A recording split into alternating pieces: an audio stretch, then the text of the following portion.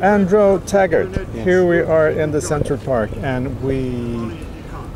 you were mentioning about giving economy that you are into. That sounds really interesting to me. Please. Yeah, my funding model and my philosophy practice is entirely a gift economy, and the idea seems to be pretty elemental. When things are going well in life, there does not seem to be scarcity as the starting point. Rather, there's plenitude, a lot, fecundity, flowers, as it were. And so when you and I are having a conversation, it would be strange for you to pay me for philosophical insight. How much would you pay me? Right? That's the joke, right? It seems puzzling. Yeah. That's not a service. So what if it's the case that you and I are developing a relationship of giving and receiving well? Yeah. I'm giving you good thoughts and good words. You're receiving good thoughts and words, and we're moving along nicely together.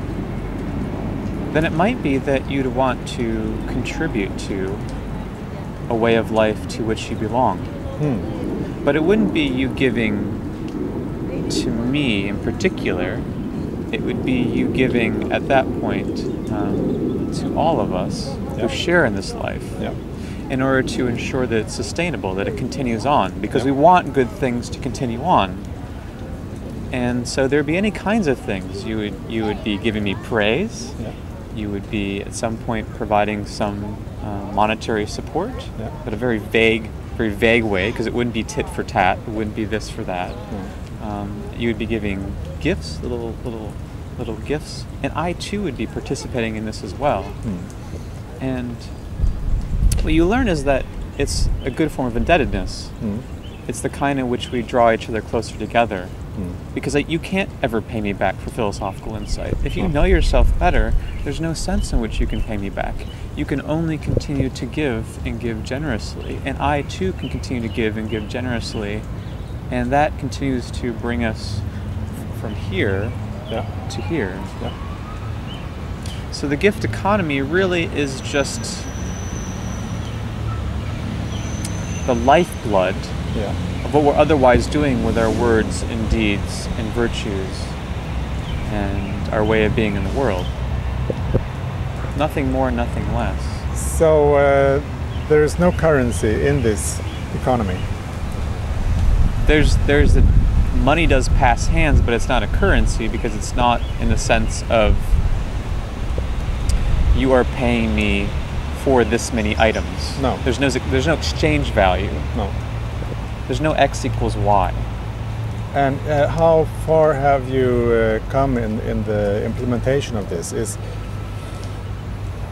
How big part of your life is it? That's the only way I live. The only way? That's the... Okay. When I'm with this group of people, these 10 people, my philosophy practice is fully funded by this model. I can live on it month to month to month and so on. This pays your rent? Yes, this pays my rent. Yeah.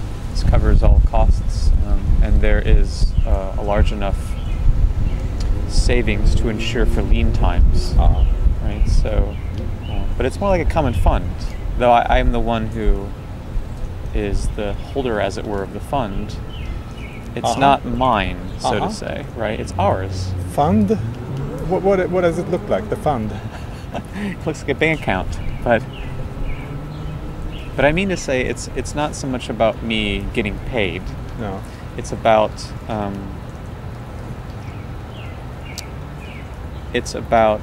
a level of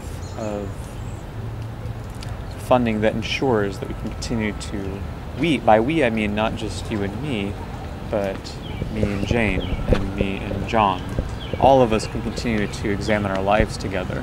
Whatever is sufficient, whatever is just enough to ensure that day over day, end over end, season over season, whether it be a time of harvest, so to speak, or a time of leanness, that we continue to do this together. And you're keeping some kind of an account So it's something you can in some way calculate. I could if I wanted to. So in what way do you put down what's on the account? What's the currency, or what's the denomination, or what it's called? It's even easier than that. I don't really follow closely the inflow and flowing in and flowing out. No. It's rather that there's no set agreements that would still get into tit for tat. It's that anyone supports it on an ongoing basis, and therefore is contributing to it. So are you speaking out loud that now you're on minus, you're on plus, or do you go into in a smoother way to make the balance in the system? Or the smoothness comes out of a certain form of generosity. It's not that one person. So it's not that everyone's contributing the same amount, clearly. Some have never contributed, never been able to, because they're out of work. Some are in lines of work where they make more money, so there are subsidies coming in. However, what you find is that if my work is going well, if I spend time with someone and her life is coming into order, into balance, it's becoming more sustainable, things are making sense, work tends to, as it were, take care of itself. So at a point in the future, she is able to line up work because it hangs together with a good way of life. And she is able to contribute something. So what you find is that there's patience and courage involved in allowing for, let's say her name's Jane, allowing for Jane to have a few months of conversations on an ongoing basis without even thought of a monetary transaction. Not even the thought of it, just the work itself, under self-understanding. And at a later point, if things are actually going well, and she's been generous, so she's been giving me good words, she's been sharing her life with me, she's been incredibly vulnerable. I've always found it to be the case that this person's able to be generous in all myriad kinds of ways. So it requires... And the reason why it requires patience and courage on my part, it also requires the understanding of other people who are in the practice to continue to contribute. Presence about what's happening in the group, and does everybody get what they need? Or that's the important thing. It also brings us back to Jesus and Marx, both of whom said that you get according to need. Right. So I'm also thinking about who is most in need, who requires the greatest level of attention on this day or during this period. And that's also going to change as people are making better sense of things themselves. It might be that there's one person who's really in need, despairing, actually nearing suicide. Suicide is, as Camus says, is one of the great philosophical problems. I don't know why I'd want to live any longer. I don't think that life is justifiable. That's probably someone in despair and anguish who's going to need our holding. And once and I see this, and after a few months, once as the insect comes our way, we see this after a few months where she's starting to make further sense of things, starting to see how she fits together in life itself, going along with the way. She finds work as one particular aspect of a good way of life. She herself is able to contribute and give generously. But it's not as if the money is, as I say, the only form of contribution. She's been contributing throughout. And I was talking with a person yesterday about the people that we consider criminal in society. Right. How we are co-creating what they are doing by not being aware that they are in despair, in some kind of need that we haven't been able to meet. Right. And they have, and so sometimes they will even do stuff that is not really coming from them, I think. Right. Because we're so interconnected that the fear that you and I don't carry responsibly on our own, other people will take over. You know, you always see that in school classes, where there's some that are sort of vulnerable to that kind of energy that others cannot hold themselves, and so they do stuff that's not really them, but they get to bear the consequences. I think that's right, and I think we see a lot of, at least in philosophical terms, epistemological problems. That is, problems concerning how we know what we know, or problems with doubt. And we think that those are. We think that those are problems that are individualistic, and that if I doubt something, I need to come to a sense of certainty. I think in most cases those are actually social questions. That is, this person's been left behind, or been removed somehow, or isn't able to see how she fits into the order of things, how her life hangs together.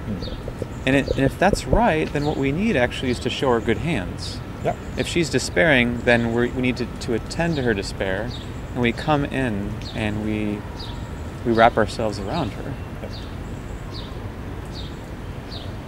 We find ways of putting words to the experience she's had, because she's also wordless at this point, and wordless in a bad way, not the silence we talked about before, the silence of understanding, but the silence of I don't know what's going on with me, and I'm deeply afraid because I have no words or understanding for what's happening and why it's happening.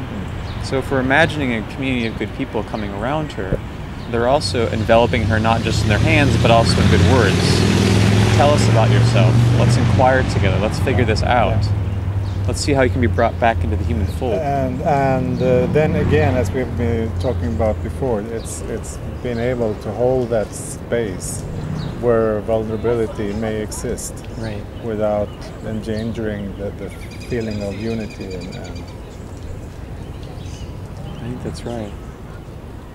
And you also, by the way, get rid of this problem that I'm sure you deal with as well. It's called the free rider problem. That is, this is a way of not worrying about the free rider problem, because the free rider problem says I want to get, and I don't want to contribute to anything that's really going on here. But if you have someone who's, let's take this person we've been talking about who's in despair, if we actually help this person make sense of herself, bring her back into this sense of unity, then of course she would want to contribute to what matters most to her. Of course she'd want to contribute to the common good. There's no free rider problem for her. It wouldn't come up. She wants to find herself in this way of life. And that also would benefit from a narrative that says that you're not rich until you have something to share, to give. Right. That's right. As long as you're collecting stuff, you're acting out of not enough. Yeah, that's right. To be rich in a philosophical sense is to be able to offer something of value to all of us. Yeah. And to do so not out of fear, but perhaps out of love. Let's get rich as hell.